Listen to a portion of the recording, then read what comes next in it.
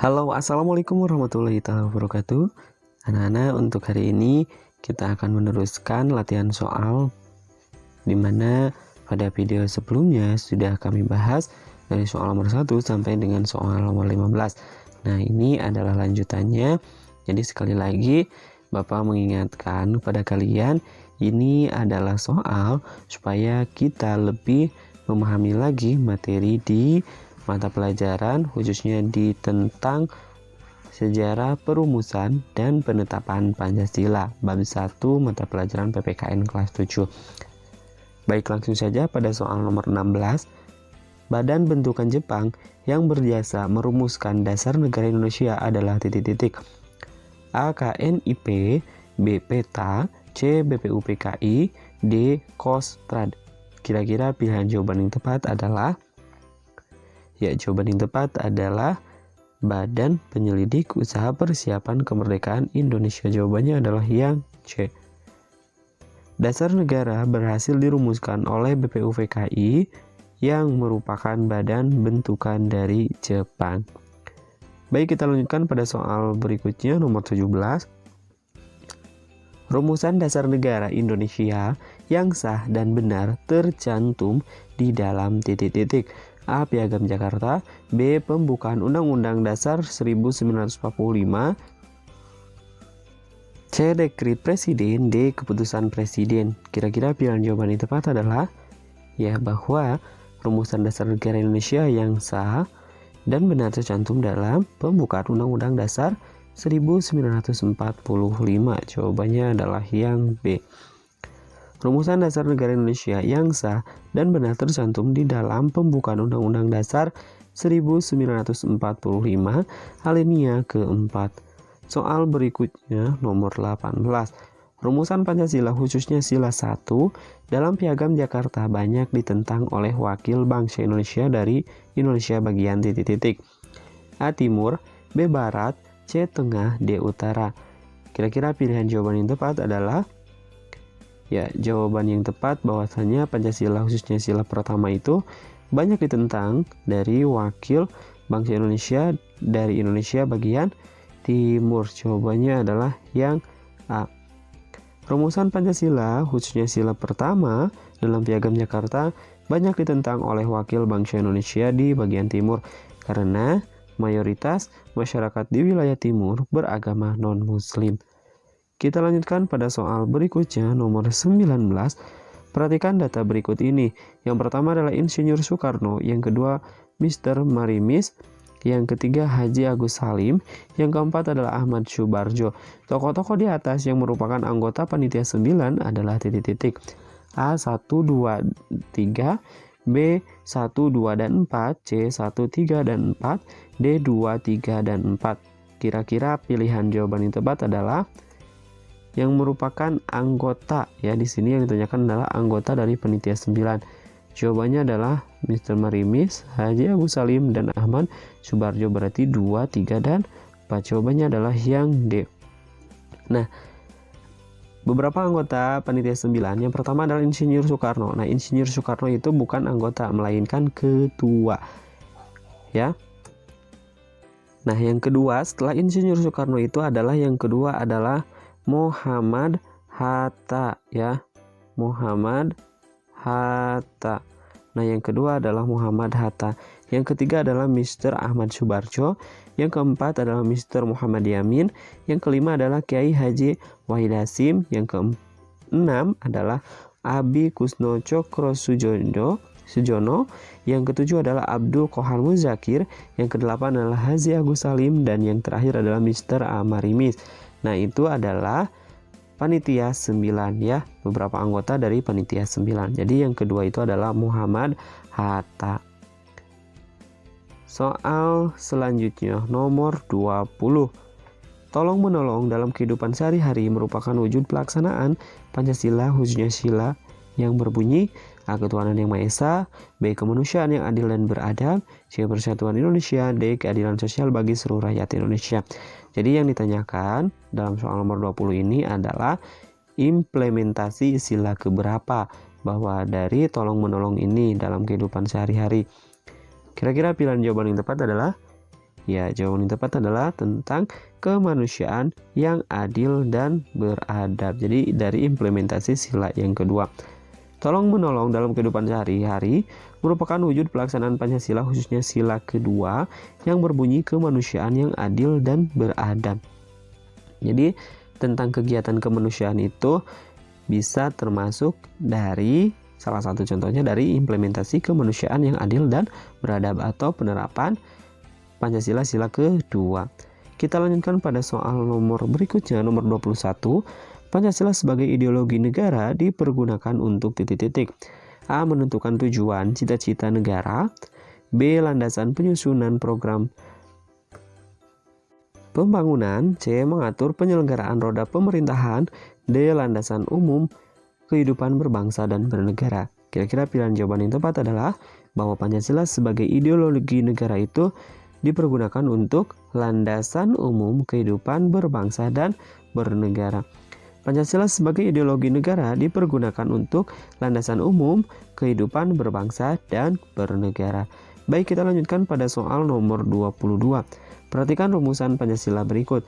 Yang pertama adalah persatuan, yang kedua kekeluargaan, yang ketiga mufakat dan demokrasi, yang keempat musyawarah, yang kelima adalah keadilan sosial. Rumusan tersebut diusulkan oleh titik-titik. A. Mr. Muhammad Yamin, B. Insinyur Soekarno, C. Profesor Supomo, D. Muhammad Hatta. Kira-kira pilihan jawaban yang tepat adalah bahwa dari rumusan ini itu diusulkan oleh siapa? Ya, jawaban yang tepat untuk soal nomor 22 adalah Supomo, Mr. Supomo atau Profesor Supomo. Nah, rumusan tersebut dirumuskan oleh Profesor Supomo. Kita lanjutkan pada soal nomor 23. Perhatikan rumusan Pancasila di bawah ini. 1. Kebangsaan Indonesia. 2. Internasionalisme dan perikemanusiaan. Yang ketiga mufakat dan demokrasi. Yang keempat kesejahteraan sosial. Yang kelima adalah ketuhanan yang Maha Esa. Rumusan Pancasila di atas dikemukakan oleh titik-titik. A. Insinyur Soekarno. B. Muhammad Yamin. C. Profesor Supomo. D. Muhammad Hatta. Kira-kira pilihan jawaban yang tepat dari rumusan Pancasila ini adalah dikemukakan oleh Insinyur Soekarno. Jawabannya adalah yang A. Jadi rumusan tersebut diusulkan oleh Insinyur Soekarno. Soal berikutnya nomor 24. Pada periode berlakunya Konstitusi RIS tanggal 27 Desember 1949 sampai dengan tanggal 17 Agustus 1950, kekuasaan legislatif dilaksanakan oleh titik-titik. A. Presiden, B. DPR, C. DPR dan Senat, D. Presiden dan DPR. Jawaban yang tepat kira-kira adalah jawaban yang tepat adalah DPR dan Senat. Jawabannya adalah yang C. Penyimpangan konstitusional dalam kurun waktu ini antara lain sebagai berikut. Yang pertama adalah Negara Kesatuan Republik Indonesia berubah menjadi Negara Federasi Republik Indonesia Serikat RIS. Perubahan tersebut berdasarkan pada Konstitusi RIS. Yang kedua adalah ketentuan legislatif yang seharusnya dilaksanakan Presiden dan DPR dilaksanakan oleh DPR dan Senat. Kita lanjutkan pada soal nomor 25. Panitia yang membahas usulan rumusan Pancasila disebut titik-titik. A. Panitia 9, B. Panitia 8, C. Panitia 10, D. Panitia 11. Jawaban yang tepat untuk soal nomor 25 adalah yang membahas usulan rumusan Pancasila itu disebut Panitia 9. Jadi pengertian dari Panitia 9 itu adalah panitia yang beranggotakan 9 orang yang bertugas untuk merumuskan dasar negara Indonesia yang tercantum dalam Undang-Undang Dasar 1945. Nah, Panitia 9 itu dibentuk pada tanggal 1 Juni 1945. Adapun anggota Panitia 9 itu tadi kan sudah disebutkan sebagai ketua adalah Insinyur Soekarno. Wakil ketua adalah Dr. Anwas Muhammad Hatta. Terus juga anggota yang ketiga adalah Ahmad Subarjo, Muhammad Yamin, Kiai Haji Wahid Hasim, terus juga Abdul Qahar Musyakir, Abi Kusno Cokro Sujono, terus juga Haji Agus Salim, dan yang terakhir adalah Mr. Alexander Andres Marimis atau Mr. A.A. Marimis sebagai anggota dari Panitia 9. Kita lanjutkan pada soal nomor 26. Ideologi perlu mengandung cita-cita yang ingin dicapai dalam berbagai bidang kehidupan. Adalah arti dari A. Dimensi realitas, B. Idealitas, C. Fleksibel, D. Moralitas. Jawaban yang tepat adalah bahwa ideologi perlu mengandung cita-cita dan ingin dicapai itu merupakan pengertian dari dimensi realitas. Jawabannya adalah yang A. Nah, jadi dimensi realitas itu merupakan ideologi yang perlu mengandung cita-cita yang ingin dicapai dalam berbagai bidang kehidupan. Kita lanjutkan pada soal nomor 27. Setiap bangsa yang ingin berdiri kokoh dan mengetahui dengan jelas tujuan yang ingin dicapainya sangat memerlukan titik-titik. A. Dasar negara, B. Semangat, C. Cita-cita, D. Ideologi. Jawaban yang tepat untuk soal nomor 27 adalah sangat memerlukan dasar negara.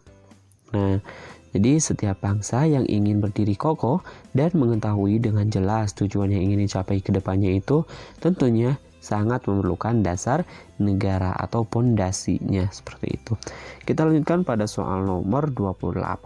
Istilah Pancasila sebagai dasar negara pertama kali dikemukakan oleh Bung Karno pada tanggal titik-titik. A. 1 Juni 1944, B. 2 Mei 1945, C. 1 Juni 1945, D. 1 Juli 1845. Jawaban yang tepat untuk soal nomor 28 adalah jawaban yang tepat adalah pada tanggal 1 Juni 1945. Jawabannya adalah yang C. Istilah Pancasila sebagai dasar negara pertama kali dikemukakan oleh Bung Karno pada tanggal 1 Juni 1945 pada sidang BVUPKI. Kita lanjutkan pada soal nomor 29. Yang bukan merupakan fungsi Pancasila sebagai dasar negara Republik Indonesia adalah titik-titik. A. Dasar dan sumber hukum nasional, B. Dasar pembatasan HAM, yang C. Dasar berdiri dan tegaknya negara, D. Dasar partisipasi warga negara. Kira-kira pilihan jawaban yang tepat untuk soal nomor 29 adalah jawaban yang tepat yang bukan merupakan fungsi Pancasila sebagai dasar negara itu adalah dasar pembatasan HAM. Jawabannya adalah yang B. Nah, fungsi utama dari Pancasila itu kan yang pertama adalah salah satunya Pancasila sebagai pandangan hidup bangsa. Yang kedua, segala sumber hukum. Yang ketiga, perjanjian luhur. Yang keempat adalah falsafah hidup bangsa Indonesia. Nah, yang bukan merupakan fungsi dari Pancasila sebagai dasar negara Republik Indonesia adalah dasar pembatasan HAM, hak asasi manusia. Soal terakhir nomor 30. Pada umumnya, konstitusi negara berisi tentang ketentuan tentang titik-titik.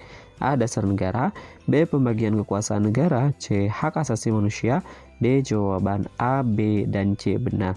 Kira-kira pilihan jawaban yang tepat adalah yang ditanyakan adalah pada umumnya konstitusi negara berisi ketentuan tentang jawaban yang tepat adalah pembagian kekuasaan negara. Jadi pada umumnya konstitusi negara berisi ketentuan tentang pembagian kekuasaan negara. Sampai jumpa di pembahasan selanjutnya untuk latihan-latihan soal di bab selanjutnya. Semoga bermanfaat. Kami akhiri. Assalamualaikum warahmatullahi wabarakatuh.